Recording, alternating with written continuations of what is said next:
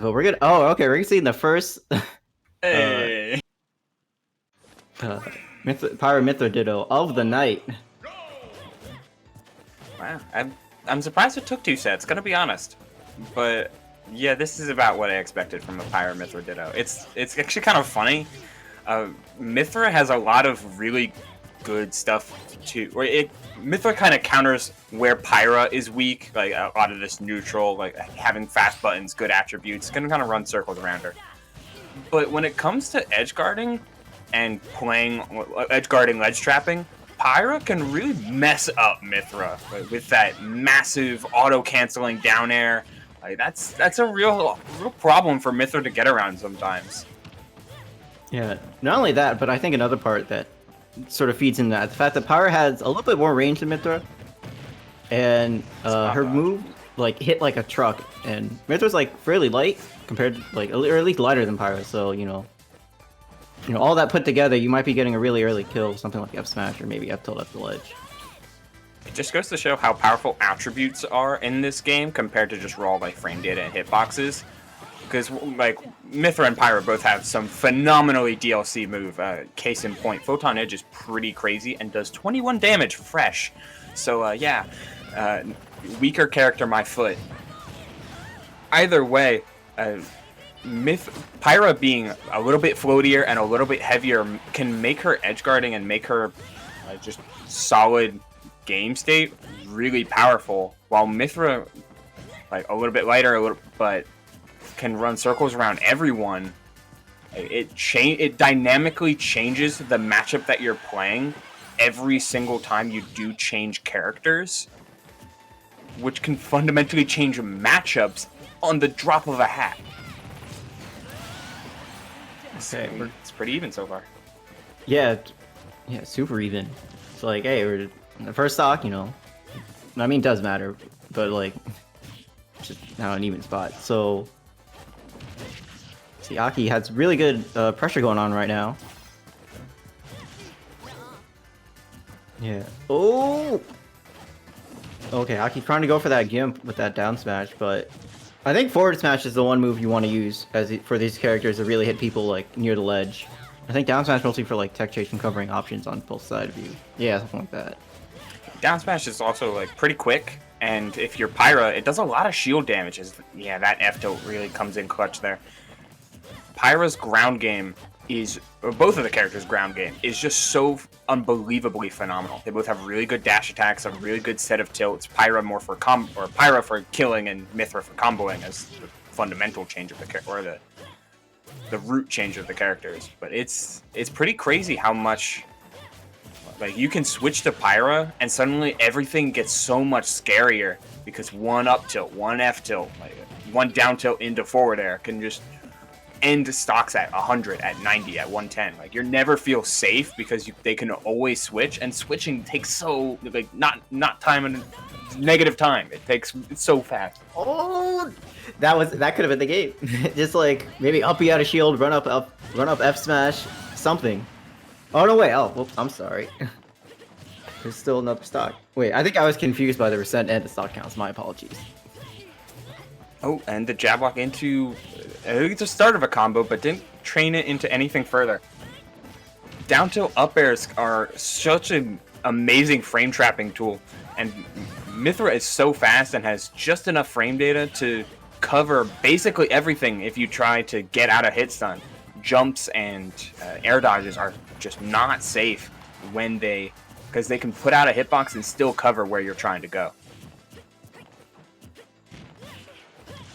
And LemonTea's in a really scary spot right now, but if he can get this edge guard...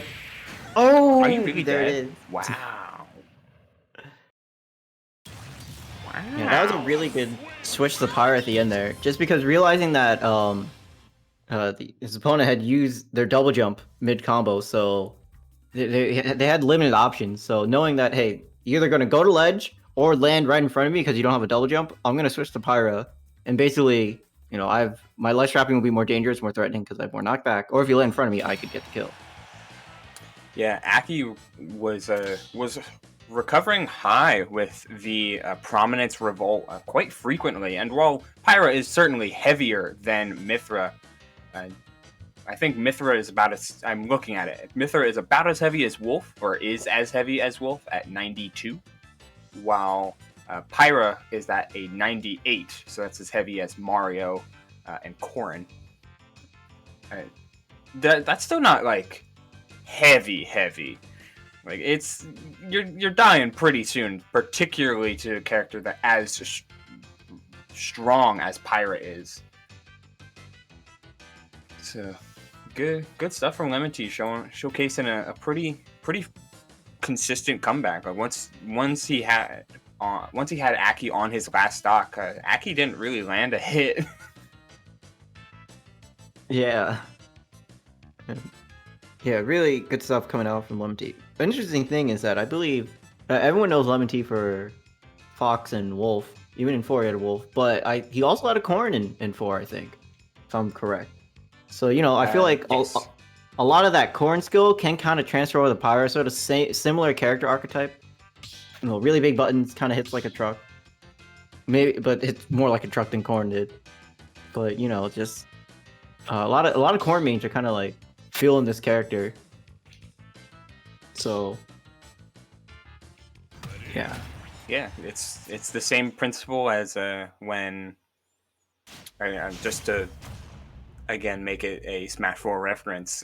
When Cloud came out, all of the Lucina mains transitioned to Cloud because Cloud was just better sword fighter. Or that's not exactly a 1-to-1 example. It's like, oh wait, this character is DLC Sheik and DLC Corrin. Let's get it. and with an extra little bit of sauce because of Foresight. Yeah, so that's DLC like Bayonetta. Oh yeah, it all comes together on paper, and while Foresight is the only real quote-unquote gimmick that both of these characters have, their neutral and just their raw attributes are so good. Like, they play Smash super well. Like, there's no like novelty, like one-off button like Wonder Wing or like Arsene, no meter, nothing crazy like that. Just, hey, let's make a real good character. It reminds me a lot of Bayonetta in Smash 4, where it's like, hey, let's just make them good, like real good. That turned out great, didn't it? Okay, good stuff. Using the side B to kind of stuff out any sort of ledge trap attempt Aki was trying to set up there. And here it comes. Blazing End might be a little bit buffed on Wi-Fi, but with a character that doesn't have any sort of reflect or way to deal with it, if you get caught in shield against that active a projectile, on top of not being able to truly punish it as a projectile, it's pretty good. Yeah, but if you miss it, oh boy, you don't have any. You can't attack his Pyra. You just have to hold shield and pray that they run away. So, you know. Yeah, nor can you switch. That's also pretty important. Or at least I find. Like, they are really restricted to Pyra's lackluster mobility and shield. Yeah. The interesting thing I'm seeing from Aki is that there is a gap in the shield pressure, so you can like try to roll out, or as what Aki's doing, is parry it. So that's really good if you're stuck on the close to Pyra. When the projectile hits like behind you, you parry it and then run at them. And you can try to start some sort of pressure that way. Yeah, oh, okay, that was a neat little slide. It kind of looked like a pivot cancel neutral special, which I only thought was possible with special stick. But you know what? Who knows? Input dexterity be damned. LemonTea's out here strutting his stuff. Yeah, I think it's just also because this character, like when you try to B reverse that move, you slide around a lot with it. Oh, right, yeah, it's a special, right? He can just B reverse and stuff. Oh my god. Oh, a little too low with the photon edge. Kinda. Fortunately, I LemonTea with the SD. Is he? Okay, no, he is alright. He is living out here. And LemonTea finds himself back against the wall once more. Trying to find a kill. And Aki is not looking like he's wants to give him a chance in this second game, using his counter pick to full advantage. Down tilt. Another one? Oh, No, he went for the almost read the escape option.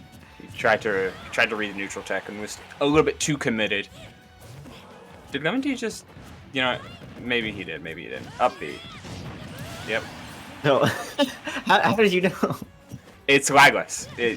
The neutral, while Lightning Buster is kind of lackluster, it kills, but that's about all I can really give it. Oh, and has invincibility in terms of Mythras. The Flame Nova, I think that's what it's called. It's safe. You can spot dodge almost immediately after, but that's what LemonTea had been doing. So might as well raw DP. Yeah, I mean that's the, you know, that shows really good defense. You know, making your opponent think you're going to pick one defensive option and then picking something else that can hard punish what they're trying to use to punish your first defensive option. And the fighting game rock paper scissors lives on and strong as LemonTea is showing off that, hey, you know, 2 comebacks in 1 set, why not? A switch to Pyra at the Twilight, just not killing. I'm surprised we're not seeing more attempts at pressure on ledge. He seems rather content to throw off the blazing edge and wait to see what Aki is going to do. Yeah, I mean, especially with Mythra, if you don't have the up B correctly, it's kind of hard to snap ledge, so that will get caught by the side B projectile. Landing on with Nair, but getting the cross up, which made Aki want to just dip immediately. But now if he has ledge, let's see what he does. Overzealous. Yeah. Yeah, I think that's the second prominent. That's like the same way the first game ended, where kind of a Hail Mary Prominence Revolt costed Aki the game and also the set.